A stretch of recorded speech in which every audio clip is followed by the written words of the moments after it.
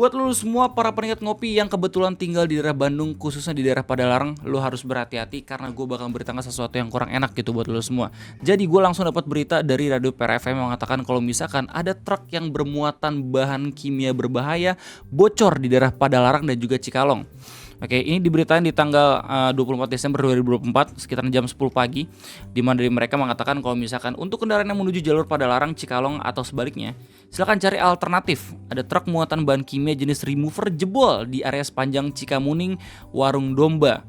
Dan udah banyak banget juga korbannya gitu. Dan kalau misalnya lu lihat reply dari tweetnya, udah banyak banget yang ngabarin, entah itu dari temennya mereka sendiri atau entah itu diri mereka sendiri gitu ya. Bahkan kalau misalnya lu lihat beberapa kendaraan-kendaraan yang emang melintas di jalur di mana truk ini bocor, itu sampai langsung karatan loh. Cepet banget loh ini men. Ini berarti ngeri banget nih bahan kimianya. Langsung korosif gini. Dan gak cuma motor doang ya. Maaf, sorry. Dan gak cuma motor doang ya, tapi mobil pun.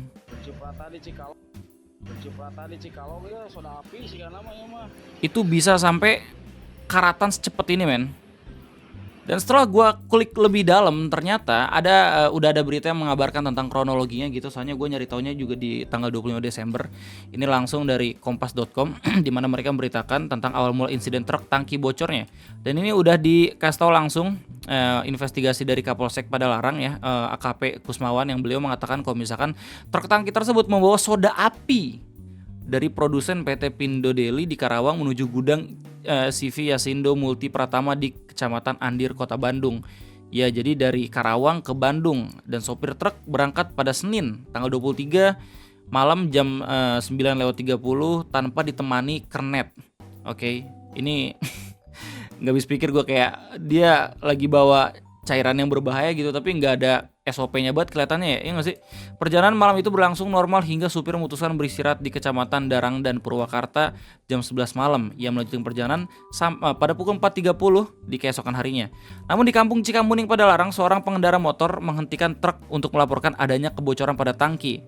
Oke, dengerin baik-baik. Setelah dicek, cairan soda api sebanyak 20 ton telah tumpah sepanjang 8 km mulai dari jembatan Cigentur, yang mana kalau misalnya jembatan pasti udah lewatin das gitu ya, atau daerah aliran sungai, di Kecamatan Cikalong Wetan hingga kampung Cikamuning di Padalarang.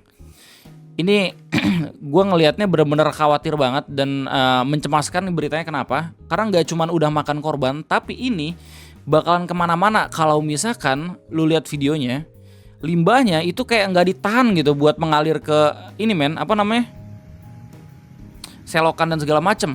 Ini kalau misalnya alirannya masuk ke daerah pesawahan gitu ya, atau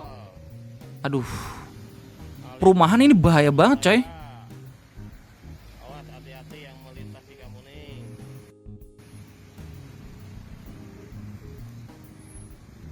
Wah, ini harus bener-bener ini sih di apa namanya diaudit ulang anjir, entah itu yang buat kebijakan gitu ya, yang emang bertugas untuk mengawasi ini SOP-nya kayak gimana, terus AMDAL-nya kayak gimana. Buset, ini kacau banget coy. Gue bukan pengen nakut-nakutin ya, tapi buat lu semua yang ada di daerah Padalarang dan Cikalong, coba lu harus hati-hati sendiri dalam mengkonsumsi atau menggunakan airnya, karena lagi ada berita kayak gini gitu. Oh ya, dan gue menemukan satu tweet yang menarik gitu, yang membandingkan antara bagaimana cara penanganan ketika ada kebocoran bahan kimia gitu di jalanan antara di negara kita tercinta sama di luar negeri. Ini tweetnya Omson gitu ya. Kalau di luar negeri langsung ditutup jalannya dan warga sekitar nggak boleh keluar. Gue cek beritanya, ternyata ini kejadian di bulan Februari tahun 2024 daerah Australia, di mana berita yang mengabarkan kalau misalnya chemical spill of truck cause section of Rockingham Road in Kwinana to shut. Ya, jadi langsung dipotong itu aksesnya, terus habis itu jangan sampai bahan kimianya itu mengalir ke selokan, karena bakal bahaya banget sama ekosistem aliran dari selokan tersebut gitu men. Kalau misalnya udah sampai ke sungai, terus di sungai tersebut ada beberapa ikan-ikan gitu ya, udah pasti bakal mati gitu. Soalnya ini kita ngomongin soal soda api, oke? Larutan kaustik, dan kalau misalnya di berita di videonya dibilang apa nih? Bentar. Iya, limbah soda gitu bahkan. Nah, kalau misalnya gue cari tahu, oke, jadi larutan kaustik itu merupakan senyawa anorganik dengan rumus kimia NaOH. Oke, ini bahasa kok nggak salah. yang dikenal dengan beberapa yaitu natrium hidroksida, sodium hidroksida, soda api atau soda kaustik, memiliki sifat larut dalam air, mudah menyerap kelembapan serta menyerap karbon dioksida. Ini gue ngambil penjelasannya dari Universal Eco, jadi salah satu perusahaan yang biasanya menawarkan jasa untuk pengolahan limbah yang bertanggung jawab serta produksi pipa. Nah, jadi yang bahayanya itu di kolom ini. Oke, di larutan kaustik bekas termasuk limbah B3, oke. Karena sifat yang sangat korosif, larutan kaustik bekas termasuk kategori limbah bahan berbahaya dan beracun dengan kode limbah A3461. Karena sifatnya ini, terdapat bahaya dari larutan kaustik bekas bagi kesehatan manusia. Itu pertama, merusak jaringan kulit, yang kedua menghancurkan jaringan tubuh lunak sehingga menyebabkan luka bakar, menyebabkan mual, muntah, sesak napas, sakit tenggorokan hingga gejala iritasi berat seperti pneumonia dan edema, dan menyebabkan iritasi sampai dengan kebutaan pada mata. Ya biasanya lu kalau misalkan kasus-kasus penyiraman air keras gitu ya ke orang itu biasanya menggunakan larutan kaustik. Dan kalau misalnya lu lihat di beberapa balasan dari orang-orang ngelihat berita ini, bener men, udah dikonfirmasi kalau misalkan banyak banget orang-orang yang kena, bahkan sampai ada yang gatal-gatal dan segala macam. Gila. Lu bayangin cuma dalam beberapa jam atau menit doang men, kendaraan lu kena cairan ini langsung karatan, gokil, ngeri banget. Dan yang bikin gedek orang-orang di media sosial adalah truknya itu kayak bener-bener truk biasa aja, cuma dikasih tanda seru kayak ginian doang. Ini ngeri banget coy.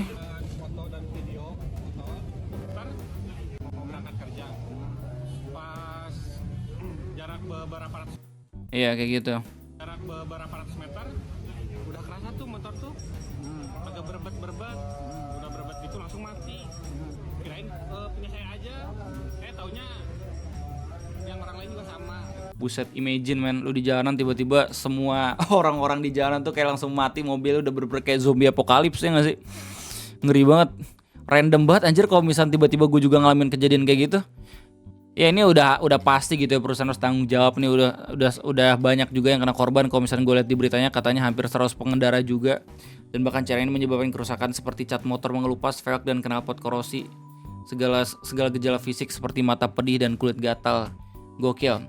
Ini harus bener-bener ini sih diaudit sih anjir dari pihak perusahaannya sampai pihak yang emang ngebuat kebijakannya gitu, apakah ada kelonggaran dalam perizinan atau enggak. Kalau misalnya ada, wah ini bakalan bahaya banget sih buat ke ekosistem dan segala macam. Ini udah bener-bener fail anjir. Lu bayangin kalau misalnya nih bahan kimia ini bener-bener masuk ke daerah aliran sungai di daerah Padalarang, dimana seingat gue gitu ya, Padalarang itu harusnya daerah-daerah ini ya dataran tinggi di daerah Bandung gitu. Jadi kalau misalnya ngalir ke bawah itu bakalan lebih mengerikan lagi, ya nggak sih? Nah anyway, ada satu tweet yang menarik banget, pengen gue kasih lihat ke lu semua. Ini jadi informasi tambahan juga buat gue, soalnya di menit sebelumnya kan gue bilang kalau misalkan ini larutan kaustik berbahaya banget kalau misalnya menjadi limbah gitu. Dan ternyata ada yang coba buat diskusi juga di Twitter. Oke, ini dari Mas Geta yang bilang kalau misalnya dari segi aturan tuh harusnya ketat banget pengangkutan LB3 atau limbah berbahaya ya. Kayak supir harus terverifikasi, harus e-manifest, mobil harus ada GPS yang connect ke aplikasi simple. Tapi kalau pengawasannya nggak ada, dan dibales sama orang Twitter kalau misalkan ini bukan limbah. Dan emang di berita pun ini bukan limbah, ini bahan baku untuk pembuatan produk tertentu gitu ya. NaOH kalau nggak salah 48% atau 45 gitu, lupa gue. Dan ini juga dibalas sama Merahin. Sorry, kayaknya itu bukan LB3 deh, tapi B3 karena itu kaustik buat bahan baku, jadi bukan limbah. Makanya dipikir perusahaannya nggak seribet LB3. Karena aturan KLHK katanya ketat hanya ke pengangkutan LB3 dan bukan B3. Nah, ini juga nih makin menarik infonya nih. Oh, jadi kalau misalkan perizinan untuk pengangkutan LB3 ketat, kalau misalkan buat bahan baku doang itu enggak gitu. Makanya ini harus jadi pelajaran yang sangat amat berharga gitu ya. Udah banyak orang yang kena, korban udah banyak juga sampai ratusan gitu ya. Dan gak sedikit dari orang-orang di media sosial yang langsung menyalahkan beberapa pihak atas kejadian ini. Ya udah jelas lah, harus dicari tahu dulu siapa yang bertanggung jawab. Dan kebanyakan dari mereka langsung ngerasa aneh sama supirnya sendiri karena terlihat tenang banget. Tapi gue yakin ini juga panik sih dia. Dia bahkan nggak tahu sebenarnya ini gimana caranya gue bisa nanganin ini. Kalau misalnya gue tahan sendiri pakai badan gue juga melepuh, ya nggak sih? Cuman let's be clear bro, yang harusnya bertanggung jawab nggak cuma supirnya doang, tapi juga perusahaan yang emang melakukan proses jual beli dari bahan kimia ini, sama orang-orang yang harusnya mengawasi dan juga mengizinkan bahan-bahan kimia yang emang lagi ditransportasikan gitu di jalanan, apalagi di daerah-daerah pemukiman kayak gini. Oke? Yang jelas gimana tanggapan dulu semua? soal kejadian ada truk pengangkut bahan kimia yang bocor ini sampai pada akhirnya ngerugin banyak banget orang-orang. Silahkan tulis di kolom komentar, oke? Buat lu semua yang tinggal di daerah Padalarang, khusus di daerah Bandung gitu ya, hati-hati. Semoga ini cepat selesai efeknya. Ada satu titik yang ngasih tahu ke gue kalau misalkan buset, untuk membilas dan juga membersihkan larutan kaustik atau soda api itu katanya harus dibilas berkali-kali pakai air bisa 50-100 kali gitu. Misalkan koreksi gue kalau misalkan gue salah. Dan buat lu semua yang emang sepuh atau yang bener-bener into banget sama kimia, bisa jelasin ke gue bagaimana bahayanya untuk lingkungan dan segala macam, oke?